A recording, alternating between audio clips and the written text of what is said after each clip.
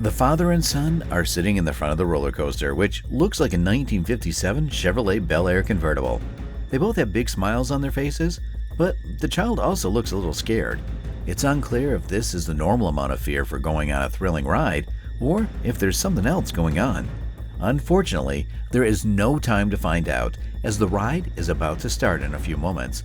It will bring real fear, which will lead to many years of painful memories and hurt. This video is about a tragic accident that had a deep impact on the people involved.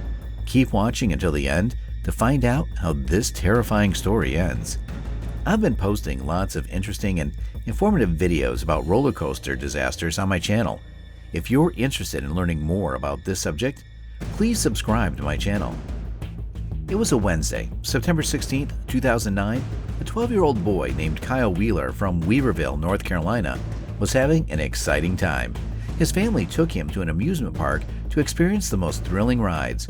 For a child, it was the kind of day that would be remembered for years to come. The family, including mother, father, son, and grandmother, enjoyed the park together, not realizing that they were heading towards a life-changing moment. Those moments in life that will be remembered forever.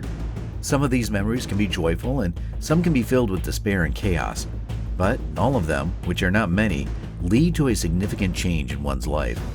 Kyle was about to experience one of the most traumatic moments of his life. Knott's Berry Farm is a 57-acre iconic theme park located in Buena Park, Southern California. Although it is currently owned and operated by Cedar Fair since 1997, the park has a long history. The history of the park began in the 1920s when Walter Knott opened a small roadside berry stand. Over the next 20 years, that small stand grew into something much larger, with a family-operated restaurant, a few attractions, and a replica ghost town.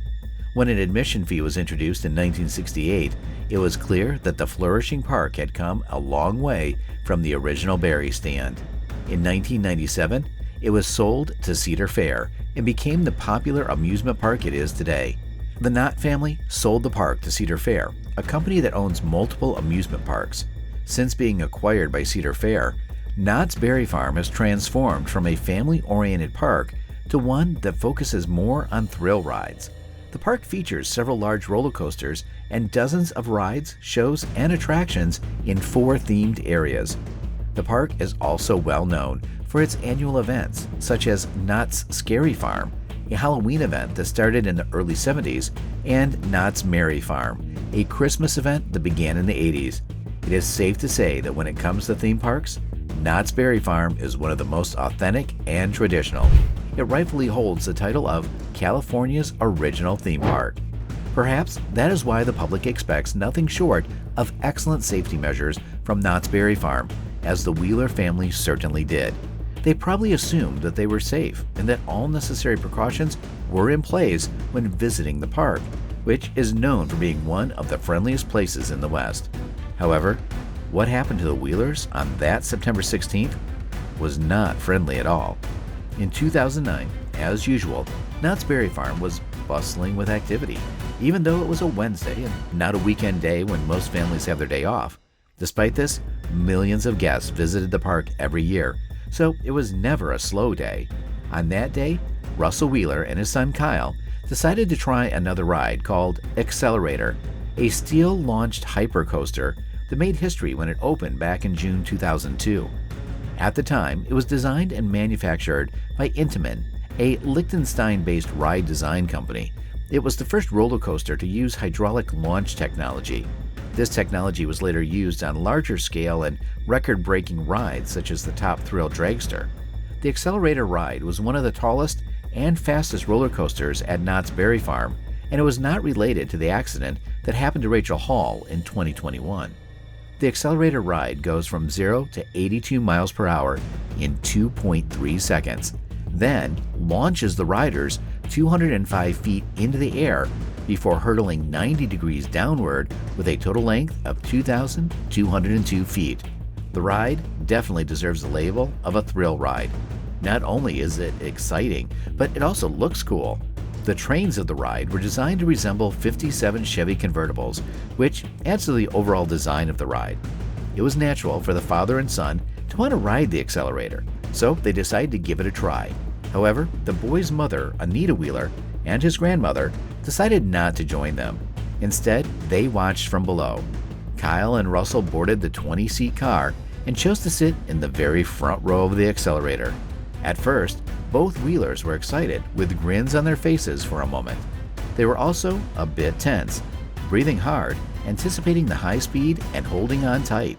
As soon as the ride began, 12-year-old Kyle tightened his grip on the lap bar that was securing him and clenched his teeth. In an instant, the accelerator began its exhilarating ascent. However, the boy's happiness didn't last long. The train didn't even make it to the very top. Suddenly, the roller coaster's launch cable snapped, whipping towards the riders and slicing through the fiberglass front of the roller coaster. A ride video that has since been viewed over 4 million times on YouTube shows the entirety of their short, eventful ride. The video shows debris hitting Russell's face. Both him and Kyle look confused at first, but then realization hits the 12-year-old. Like a ton of bricks as the car rolls backward into the start gate. Panic and pain overcome Kyle.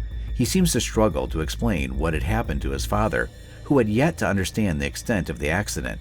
But then the man looks down and sees the cable sliced through Kyle's left calf, leaving a bloody mess behind. The video captures Kyle's struggle as he frantically tries to free himself from the roller coaster's restraints. His father, Russell, can be seen screaming and waving his arms, trying to get the attention of the ride operators. After the accident, Kyle was rushed to the hospital where he spent multiple days recovering.